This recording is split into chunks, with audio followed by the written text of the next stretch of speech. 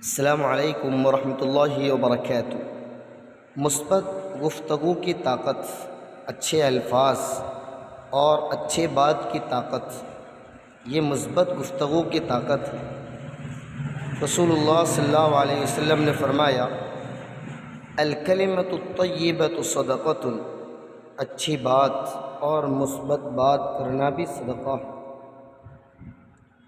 آج ہم مثبت گفتگو کی طاقت پر 7 باتیں آپ کے سامنے پیش کریں گے، جو ناظرین اکرام بہت اہم ہے کہ مثبت بات کرنے کی طاقت اور مثبت بات کرنے کا صلہ اور مثبت بات کرنے پر ہمیں کیا ملتا ہے، اس کے اوپر 7 باتیں ہیں۔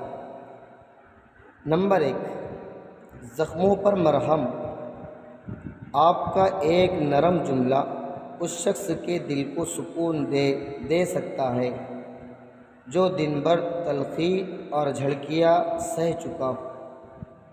ایک جملہ ہمارا نرم اس کے دل کو سکون دے سکتا ہے، اس کا عنوان ہے زخموں پر مرہم۔ نمبر 2 ہے حوصلہ افزائی کی طاقت۔ کسی طالب علم کو یہ کہنا کہ تم کر سکتے ہو، اس کے خوف کو اعتماد میں بدل دیتا ہے۔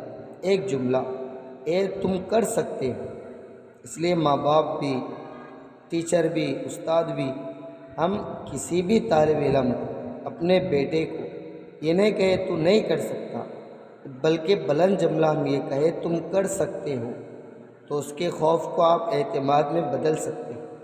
یہ ہے مثبت گفتگو کی طاقت۔ پھر وہ کیا کریں گا ہم نہیں جانتے۔ نمبر 3، خوشگوار احساس۔ کبھی کبھی ماتحت ملازم یا ساتھی کو بس ایک جملہ جزاک اللہ، آپ نے بہت اچھا کیا، کہنا ان کے دل کو خوشگوار بنا دیتا ہے۔ کسی کو بھی بس یہ ایک جملہ ہم کہہ دیں جزاک اللہ۔ نمبر 4، شخصیت کے عکاس۔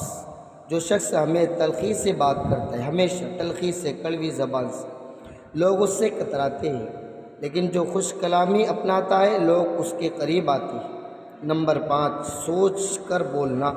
ایک بے سوچا جملہ رشتوں کو برسوں کے لیے توڑ سکتا ہے، لیکن ایک سوچا سمجھا جملہ برسوں کے لیے جوڑ دیتا ہے۔ نمبر 6، محفل پر اثر۔ ایک شخص کا مثبت انداز گفتگو پورے ماحول کو خوشگوار بنا دیتا ہے، جبکہ منفی لہجہ محفل کو بوجھل اور تلخ کر دیتا ہے، کڑوا کر دیتا ہے۔ نمبر 7 ہے یہ آخری بات، زندگی کی تبدیل۔ بہت سے لوگ اپنی کامیابی کا آغاز کسی ایک جملے سے بناتے ہیں۔ مجھے کسی نے کہا تم یہ کر سکتے ہو، اور وہی میری کامیابی کا سبب بنا۔